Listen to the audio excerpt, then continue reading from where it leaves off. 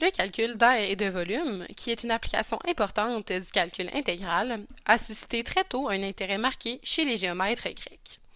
Ne disposant pas d'un système de numération aussi élaboré que le nôtre, ils cherchaient plutôt à établir le rapport entre les différentes grandeurs de figures géométriques. Dans cette optique, mon projet a pour but de répertorier les tentatives pour déterminer l'aire délimitée par une courbe et le volume d'un solide avant l'avènement de la géométrie analytique. Bien sûr, on ne peut parler des découvertes sur le calcul d'air et de volume sans parler de la méthode d'Archimède, de la méthode des indivisibles de Cavalieri et des outils de mesure plus modernes.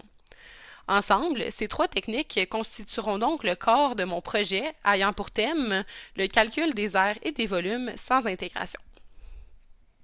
Tout d'abord, à partir de son étude des conditions d'équilibre des leviers, Archimède développe une méthode basée sur le découpage de lignes, leur déplacement et leur mise en correspondance. Pour trouver l'aire d'une figure ou le volume d'un solide, Archimède considère qu'ils sont constitués de bandes ou de tranches parallèles et suspend ces dernières à l'extrémité d'un levier, de telle sorte qu'elles soient en équilibre avec une figure dont on connaît l'aire ou le volume et le centre de gravité.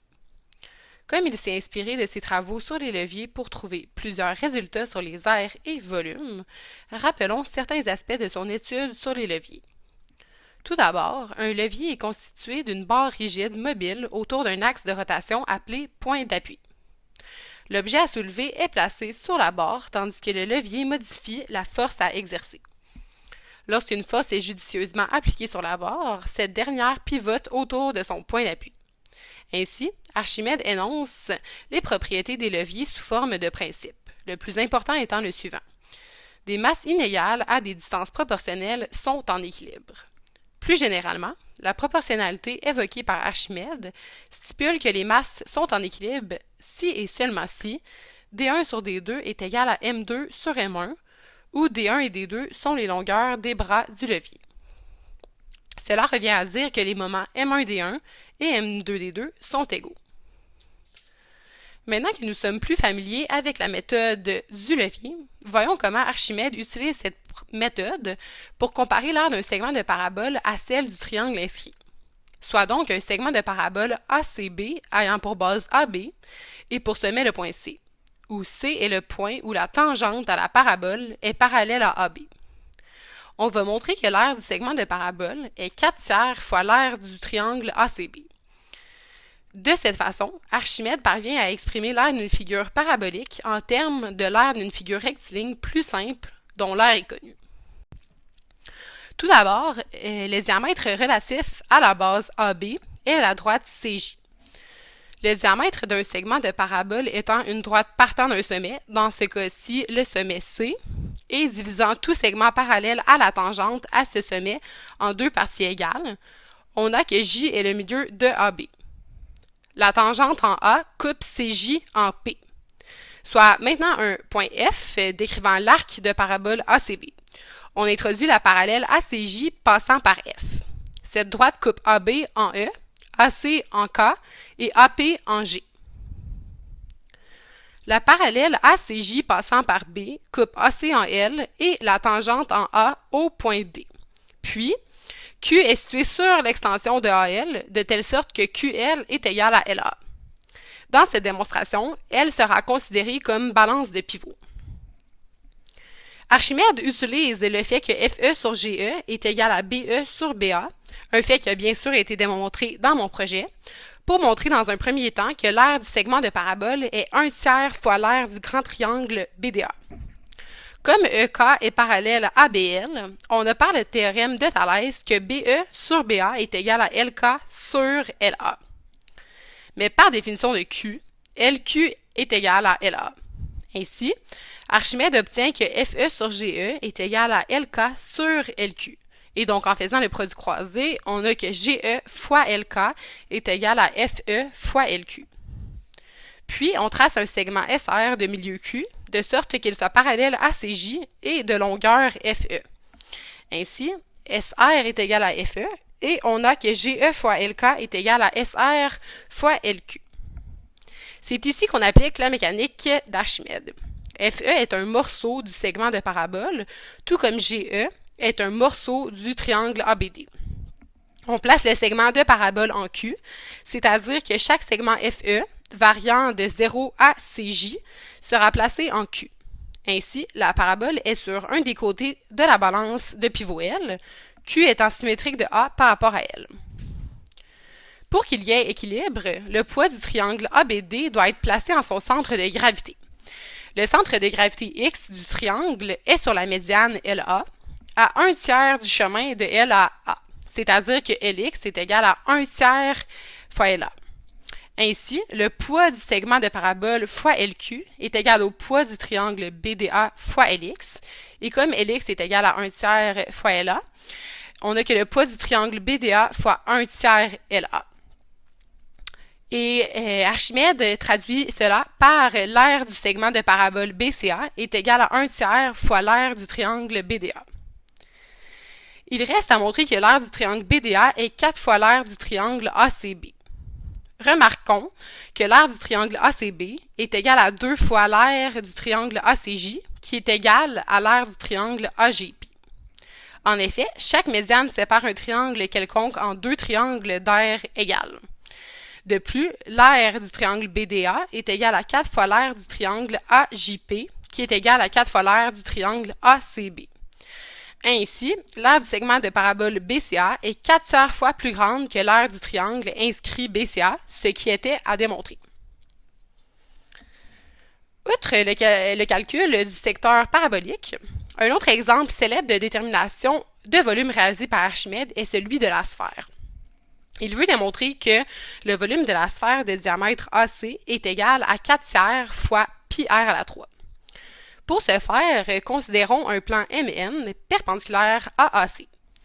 L'idée est de partir de cette figure-ci, où A est le milieu de HC et où le rectangle GFEL est un double carré.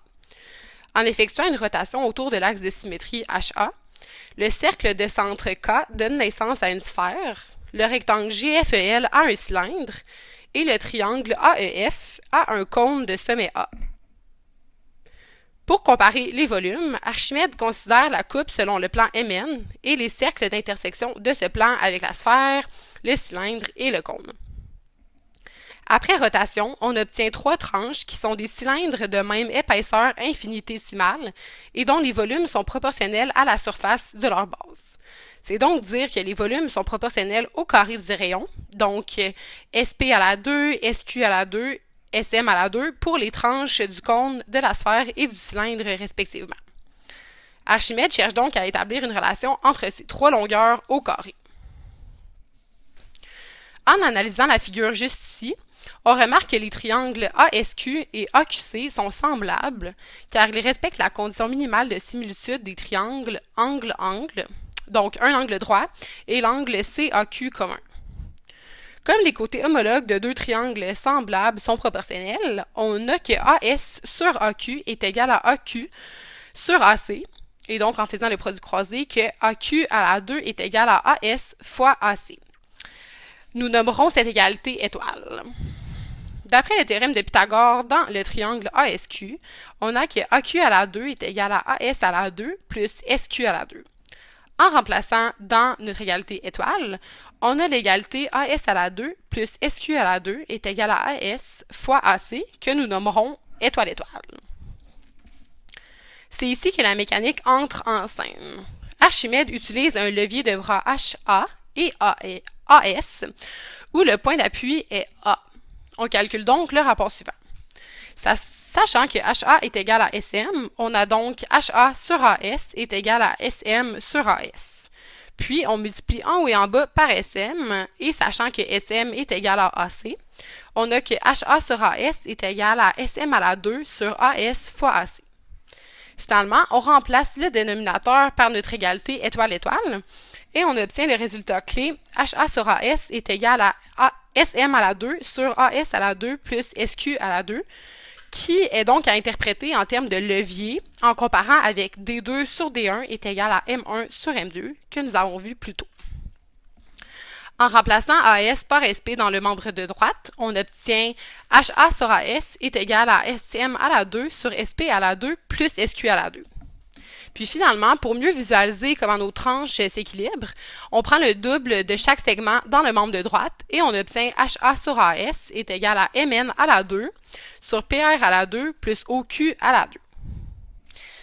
Et cette dernière équation est équivalente à HA sur AS est égal à l'aire du cercle MN sur l'aire du cercle PR plus l'aire du cercle OQ, que nous nommerons étoile, étoile, étoile. L'idée d'Archimède est d'assimiler les cercles à des disques homogènes très fins disposés sur la baguette HC. L'équation précédente nous dit qu'il y a équilibre si on place les disques PR et OQ en H, comme sur la figure présentée juste ici. Comme tous les cercles vérifient l'équilibre étoile, étoile, étoile, la sphère et le cône placés en H équilibrent le cylindre dont le centre de gravité est placé en K, qui est d'ailleurs le centre de la sphère. Finalement, posons V1 est égal au volume du cône AEF, V2 est égal au volume du cylindre GFEL, V est égal au volume de la sphère de diamètre AC. Comme AH ici est égal à 2 fois AK, on a que V2 est égal à 2 fois V1 plus 2 fois V. On obtient en isolant V que V est égal à 1 demi V2 moins V1. Puis, sachant que le volume d'un cône est donné par la formule pi r à la 2h sur 3 et que celui d'un cylindre est donné par pi r à la 2h, on remplace finalement par le volume du cylindre et du cône, puis en faisant les simplifications nécessaires, on obtient que le volume de la sphère est égal à 4 tiers pi r cube, ce qui était à démontrer. Puis, au XVIIe siècle, le flambeau est repris par Bonaventura Cavalieri à partir de son étude des indivisibles. Ce dernier a développé une méthode qui n'est pas sans rappeler la méthode du levier d'Archimède, appelée méthode des indivisibles ou principe de Cavalieri, pour calculer des aires de surface et des volumes de solides. Dans son traité des indivisibles, Cavalieri conçoit une surface comme étant composée par des droites parallèles équidistantes et un solide comme constitué par des plans parallèles équidistants. Tout d'abord, le fondement de son principe pour les surfaces s'énonce de la manière suivante. Si deux figures planes sont comprises entre deux droites parallèles et si toutes les intersections de ces figures avec une droite parallèle aux deux premières ont même longueur, alors les surfaces ont même aire. Pour Cavalieri, une surface est donc une juxtaposition de lignes parallèles où chaque ligne est appelée un indivisible de la surface à carré. Commençons par un petit exemple où on considère les deux figures planes incluses entre les parallèles AB et CD. On a que le rectangle et le parallélogramme ont la même base A et la même hauteur B. Si on trace une droite quelconque EF parallèle à AB et CD, alors les segments interceptés par EF auront tous même longueur. Plus particulièrement, les segments sont tous deux de longueur A, car des droites parallèles comprises entre deux parallèles ont même longueur. Comme on peut étendre ce résultat à toutes les droites qui peuvent être tracées parallèlement à AB et CD, il s'ensuit que l'aire du parallélogramme est égale à l'aire du rectangle, qui est égale à A fois B. On peut donc dire que l'aire d'un parallélogramme quelconque est égale au produit de sa base par sa hauteur. Dans un autre ordre d'idées, Cavalieri a utilisé la méthode des indivisibles de manière analogue pour calculer le volume de divers solides. Le fondement de son principe pour les solides s'exprime comme suit. Si deux solides sont compris entre deux plans parallèles et si toutes les intersections de ces solides avec un plan parallèle aux deux premiers ont même aire, alors les solides ont même volume. Par exemple, le principe de Cavalieri permet de calculer le volume de la sphère de manière élémentaire. Pour ce faire, Cavalieri considère une demi-sphère de rayon R et compare ce solide avec un cylindre de creux conique de hauteur R et de base circulaire de rayon R. Puisque la hauteur du cylindre est égale au rayon de la sphère, ces deux solides sont donc compris entre deux plans parallèles. Le premier étant le plan horizontal P sur lequel ils sont posés, le second étant celui de la face supérieure du cylindre. Si nous coupons maintenant ces deux solides par un plan parallèle au plan P situé à une distance h de ces derniers, les sections obtenues sont un disque dans la demi-sphère et un anneau dans l'autre solide. Cavalieri compare l'aire du disque et l'aire de l'anneau. Par le théorème de Pythagore, le rayon du disque de gauche est égal à la racine de r à la 2 moins h à la 2 et son aire est donc pi fois r à la 2 moins h à la 2. Puis on obtient l'air de l'anneau en faisant la différence du disque extérieur et du disque intérieur. Le disque extérieur a même rayon que le cylindre et son aire est pi r à la 2. Le disque intérieur, section du cône par le plan, a pour rayon h puisque le rayon et la hauteur du petit cône sont égaux. L'aire du disque intérieur est donc pi h à la 2. Ainsi, l'aire de l'anneau est pi fois r à la 2 moins h à la 2. En vertu du principe de Cavalieri, quel que soit le plan séquent, son intersection avec la demi-sphère aura toujours la même aire que son intersection avec le cylindre creusé en forme de cône inversé. Ainsi, le volume balayé par l'anneau, quand h passe de 0 à r, est le même que le volume balayé par le disque. Or, le volume balayé par l'anneau est égal à la différence des volumes du cylindre et du cône.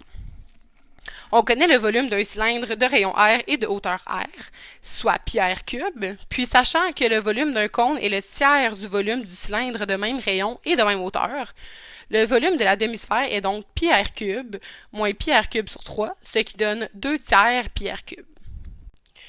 Comme l'hémisphère a pour volume 2 tiers de pi r cube, on multiplie par 2 et on obtient que le volume d'une sphère de rayon r est 4 tiers fois pi r cube, ce qui complète l'exemple du principe de Cavalieri en 3 dimensions. Méthode qui est donc un intermédiaire entre la méthode d'exhaustion d'Archimède et les méthodes modernes du calcul intégral. Finalement, l'intégration mécanique est possible depuis l'invention du planimètre, un outil permettant de mesurer l'aire délimitée par une courbe plane fermée. Inventé en 1854 par le mathématicien suisse Jacob Amtler, le planimètre est un dispositif se composant de 2 bras articulés, le bras polaire et le bras traceur, liés par une articulation A. L'extrémité O peut tourner autour d'un point fixe, tandis que l'extrémité M est mobile. Le bras traceur porte une roulette qui permet de mesurer les déplacements perpendiculaires au bras. Lorsque le bras traceur est en mouvement de translation et se dirige de façon longitudinale, la roue glisse sans tourner et n'enregistre pas de déplacement. Lorsque le bras traceur prend une autre direction, le nombre de tours que fait la roulette est proportionnel à la composante de translation qui est perpendiculaire à l'axe AM. Ainsi, la roulette décompose en permanence les déplacements de son point de contact en un déplacement parallèle à AM, qui entraîne un frottement, et un déplacement perpendiculaire qui la fait tourner. Dans mon projet, j'ai donc démontré que le nombre de tours que fait la roulette est proportionnel à la surface délimitée par la courbe, en me servant du théorème de Green. Comme cette démonstration est assez technique et calculatoire, j'ai choisi de vous parler davantage d'un autre outil de mesure, soit le mécanisme de Pau-Cellier.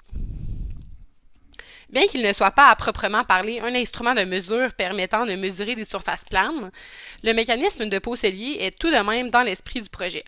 Ce mécanisme est un dispositif plan permettant de convertir un mouvement de rotation en mouvement rectiligne et vice-versa. Inventé en 1864 et nommé d'après l'officier français Charles Pau-Cellier, il s'agit du premier système de transmission mécanique permettant une telle transformation. Ce mécanisme est basé sur le principe géométrique de l'inversion d'un cercle. Un cercle passant par le centre d'inversion est transformé en droite.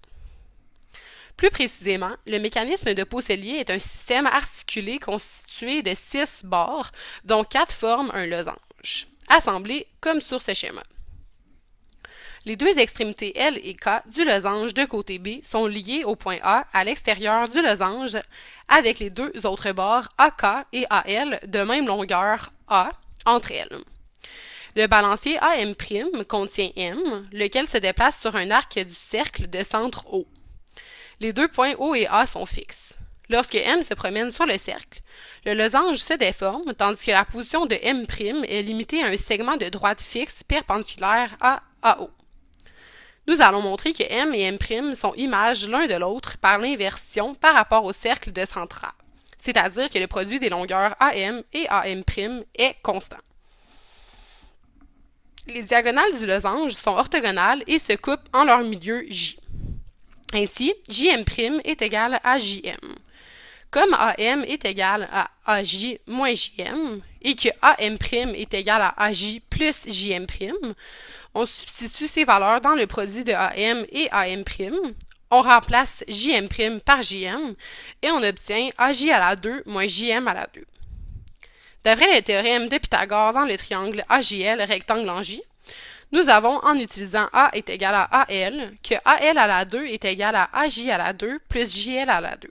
C'est-à-dire que AJ à la 2 est égal à A à la 2 moins JL à la 2. Par le même raisonnement, mais cette fois dans le triangle JML, nous avons, en utilisant B est égal à LM, que JM à la 2 est égal à B à la 2 moins JL à la 2. C'est donc dire que AM fois AM', après simplification, est égal à A à la 2 moins B à la 2. Donc, le produit des longueurs AM et AM' est constant, et M' s'interprète comme l'image de M dans l'inversion géométrique de pôle A de rapport A à la 2 moins B à la 2. C'est ainsi que le dispositif de Poisselier a comme fonctionnalité de transformer un arc en un segment. En conclusion, diverses techniques ont été élaborées pour mesurer des aires et des volumes, de la méthode d'exhaustion à la méthode des indivisibles aux outils de mesure. Entre les mains habiles d'Archimède, de Cavalieri et d'Amsler, ces méthodes ont donc permis de résoudre des problèmes qui sont aujourd'hui du ressort du calcul intégral. En effet, bien que toutes leurs propositions aient été démontrées vraies ensuite, leur approche de ces questions diffère de la nôtre à plusieurs égards. Tandis que les premières méthodes de calcul d'aire délimitées par une courbe reposaient principalement sur les propriétés géométriques de cette courbe et que chaque nouvelle courbe exigeait beaucoup d'ingéniosité, de nos jours, les méthodes de calcul ont la généralité nécessaire pour être facilement utilisables avec des nouvelles courbes. Au lieu de recommencer un calcul ingénieux à chaque fois en fonction de la figure géométrique considérée, les méthodes modernes du calcul intégral donnent l'air entre deux courbes, peu importe les fonctions. C'est donc l'avènement de la géométrie analytique qui va permettre de développer des méthodes algébriques de calcul d'aire qui auront cette généralité. Et c'est ce qui conclut ma présentation.